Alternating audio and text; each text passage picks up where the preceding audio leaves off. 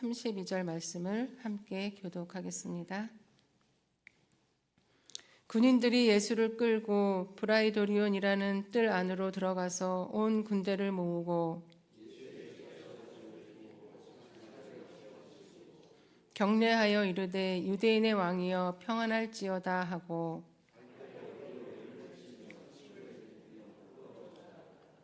희롱을 다한 후 자색 옷을 벗기고 도로 그의 옷을 입히고 십자가에 못 박으려고 끌고 나가니라.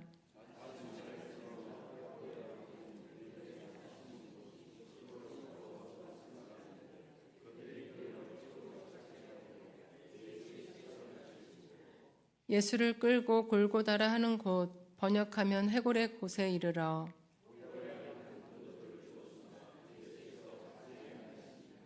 십자가에 못 박고 그 옷을 나눌세 누가 어느 것을 가질까 하여 제비를 뽑더라. 그 위에 있는 죄패에 유대인의 왕이라 썼고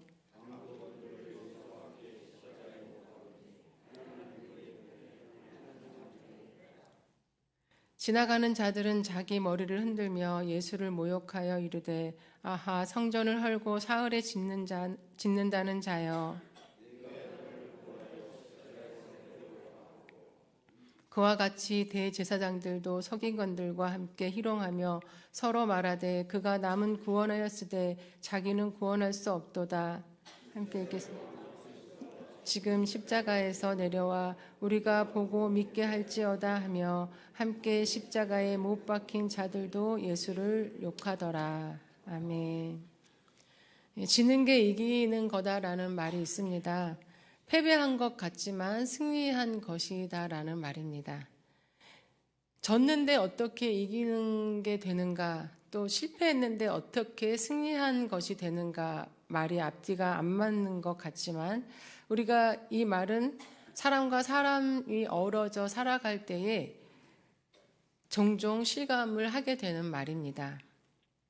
보이는 것만 볼 때는 큰 소리치고 또 사과를 받아내는 사람이 이긴 것 같아 보이지만 끝까지 싸워서 이기고 싶고 또 끝까지 싸우면 이길 것 같지만 참고 져주면 져준 사람 때문에 싸움이 금방 끝이 나게 되고 또 서로 더 험악해지지 않을 수 있게 되기 때문에 져주는 사람이 더 큰 사람이고 지는 것이 곧 이기는 것이다 라고 할 수 있는 것입니다.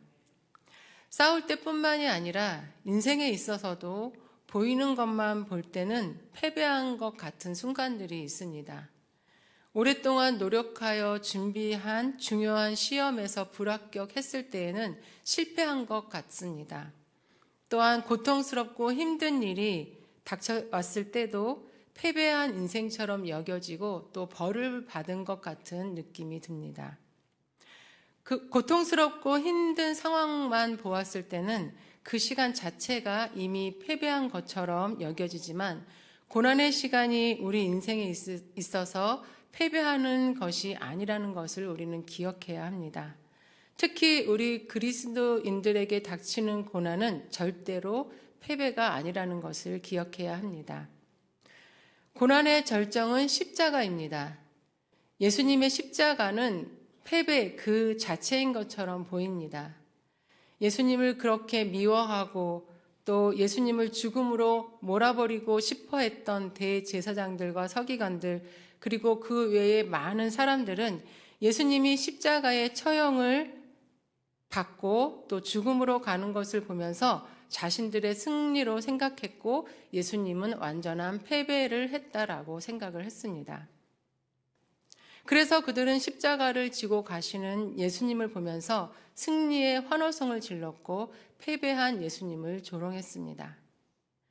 십자가 처형은 로마의 형벌입니다. 십자가의 처형은 사람의 손과 발을 못에 박아 나무에 매달고 또 죽을 때까지 그대로 두는 아주 잔인하고 고통스러운 형벌이며 또 많은 사람들 앞에서 옷을 벗기고 채찍으로 때리고 또 나무 십자가를 직접 들고 가게 하는 수치스럽고 고난스러운 그러한 형벌이었습니다.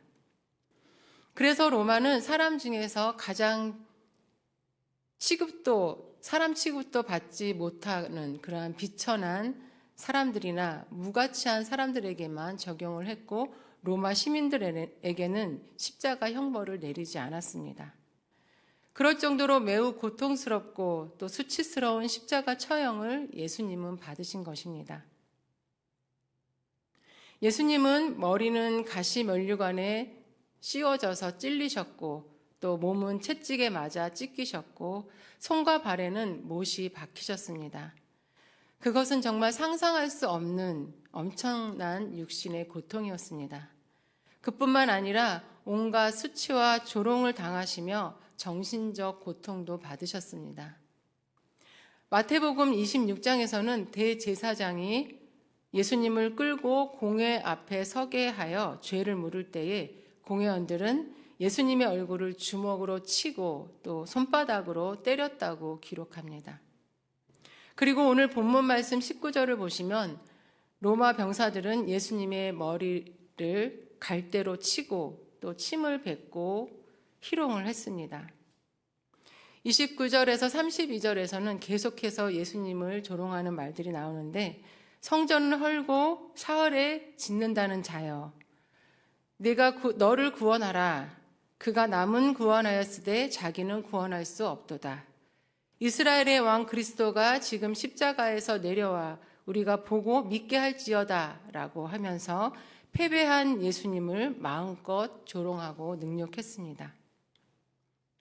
예수님께서 죄가 있으셔서 그 죄에 합당한 십자가 형벌을 받으신 것이라면 십자가 형벌만 패배가 아니라 죄를 지으신 그 자체가 패배한 것입니다. 빌라도는 예수님이 어떤 분인지 제대로 알아봤든 알아보지 않았든 그의 입을 통해서 예수님은 죄가 없다라고 인정을 했습니다.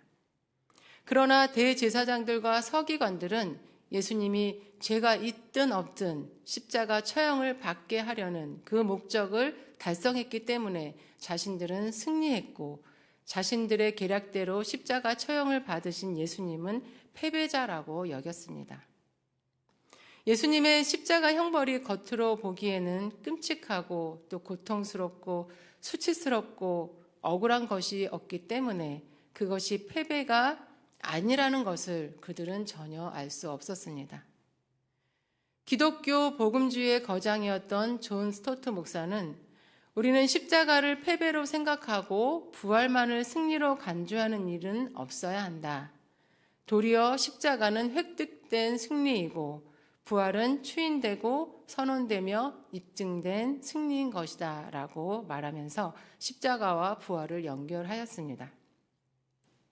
십자가만 보고는 사람들이 승리라는 것을 알지 못하지만 부활을 보고 십자가 자체가 승리라는 것을 알 수 있다는 것입니다. 부활은 십자가가 곧 승리였음을 입증해 주는 것이라는 말입니다. 왜 고통스럽고 수치스럽고 또 억울한 그 십자가가 패배가 아니고 승리일까요? 예수님의 십자가에는 하나님의 뜻에 대한 순종이 있었기 때문입니다. 겟세마네 동산에서 예수님은 땀방울이 핏방울이 되도록 간절하게 기도하셨습니다. 십자가의 고통이 어떤 것인지 너무나 잘 알고 계셨던 예수님은 그것이 예수님의 꼭 감당해야 할 사명임을 알고 계셨던 예수님은 그 시간이 다가오자 두려움을 느끼셨습니다. 예수님이 가장 두려우셨던 것은 죄의 짐을 지는 것과 동시에 하나님과 단절되는 것이었습니다. 십자가를 지는 일, 그리고 죄의 짐을 지고 하나님과 단절되는 일은 정말 감당하기 어려운 일이었습니다. 그래서 기도하실 때에 이 고통의 잔을 마시지 않게 해달라고까지 기도하셨습니다. 그러나 예수님은 십자가를 지는 것이 하나님의 뜻임을 알기에 그 모든 고통과 괴로움을 감수하고서라도 순종하기로 결심하셨고 또 고통스럽지만 감당하셨습니다. 순종하면 승리할 수 있습니다. 하나님의 뜻은 선하고 의로우시기 때문에 그 뜻에 순종하면 실패는 없고 승리만 있는 것입니다. 요나처럼 잔인한 원수를 구원하려는 하나님의 뜻에 불순종하여 다시스로 가면 실패하는 것이고, 정말 피하고 싶지만 순종하여 니느웨로 가면 하나님의 마음을 더 밝히 알게 되고 그 순종을 통해 하나님의 뜻을 이루게 되어 승리하게 되는 것입니다. 피하고 싶을 만큼 고통스러운 상황일지라도 하나님의 뜻을 바라보며 순종하는 것은 그 자체가 승리인 것입니다. 예수님의 십자가가 패배가 아니고 승리인 이유는 두 번째로 하나님의 뜻을 바라보며 인내하셨기 때문입니다. 만약 예수님이 고통과 치욕과 하나님과의 단절을 참지 못하고 십자가를 내던져 버리셨다면 예수님은 정말 패배하셨을 것입니다. 그러나 예수님은 십자가의 모든 고난을 참고 견디시고 끝까지 십자가의 사명을 감당하셨습니다. 고통을 줄여줄 신포도주도 마시지 않으시고 모든 고통을 인내하셨습니다. 하나님 아버지와 함께 세상을 창조하시고 또 세상을 다스리시는 예수님, 사람을 죽이기도 하시고 살리기도 하실 수 있는 생명의 주인이신 그 예수님이 아무 능력도 행하지 않으시고 침묵하시며 십자가 처형을 받아들이셨고 때리면 맞고 조롱하면 다 들으셨습니다.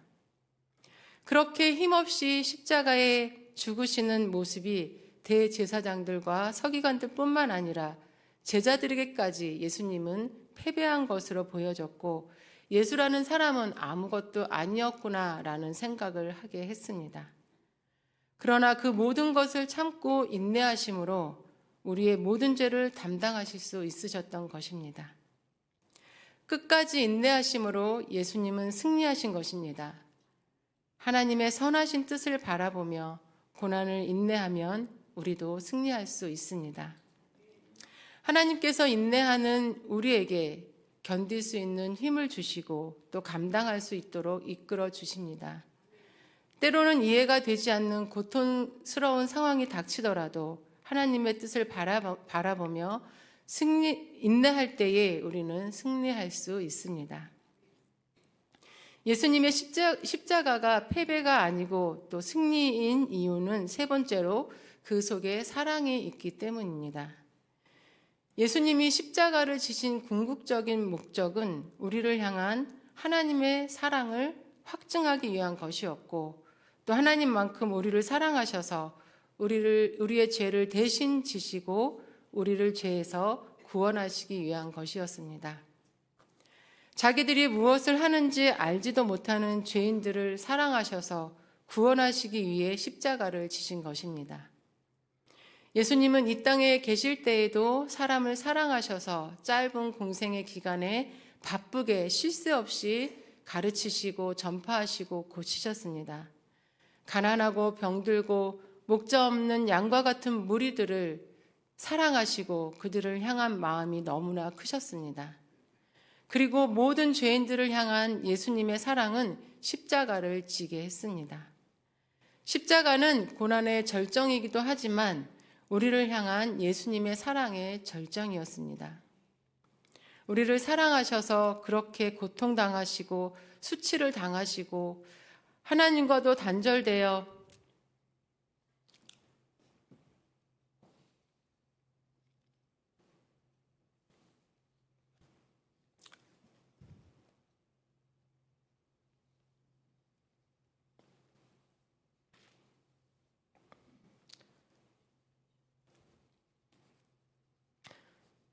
홀로 고통스럽게 죽으신 것입니다.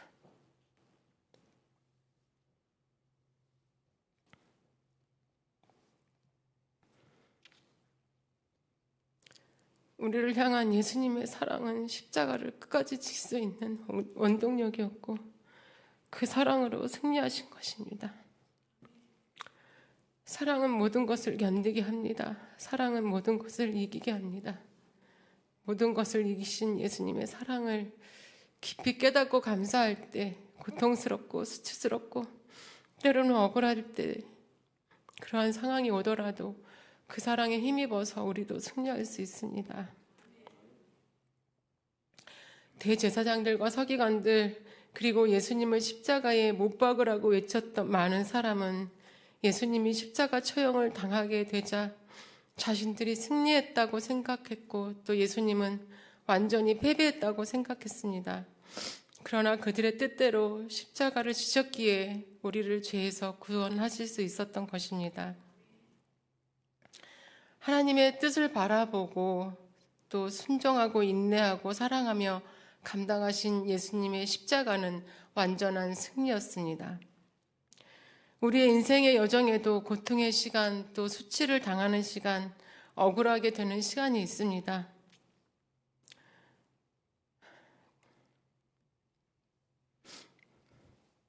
그러나 그것이 하나님의 뜻 가운데 있는 일이라면 하나님의 뜻을 바라보고 순종하고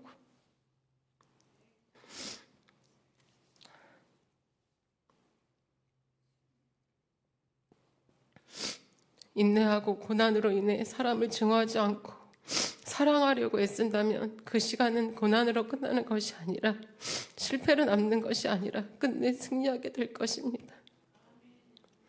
십자가의 고난을 당하신 예수님은 우리가 얼마나 아픈지, 얼마나 수치스러운지, 얼마나 억울한지를 너무나 잘 알고 계셔서 우리가 고난을 겪을 때 우리의 손을 붙잡고 동행하시기 때문에 우리는 승리할 수 있습니다. 또한 우리가 순종하고 인내하고 사랑하며 견뎌낸 시간을 통해서 하나님께서 모든 일을 선하게 인도하셔서 하나님의 뜻을 이루어 가실 것입니다. 오늘은 예수님이 십자가에 못 박혀 돌아가신 성금요일입니다. 예수님께서 하나님의 뜻에 순종하시고 인내하시고 우리를 사랑하셔서 이루신 십자가의 사랑을 묵상하며 감사하시고 나도 순종하고 인내하고 사랑하기를 다시 한번 결단하시며 성금요일을 보내시는 저와 여러분이 되시기를 간절히 바랍니다. 기도하시겠습니다.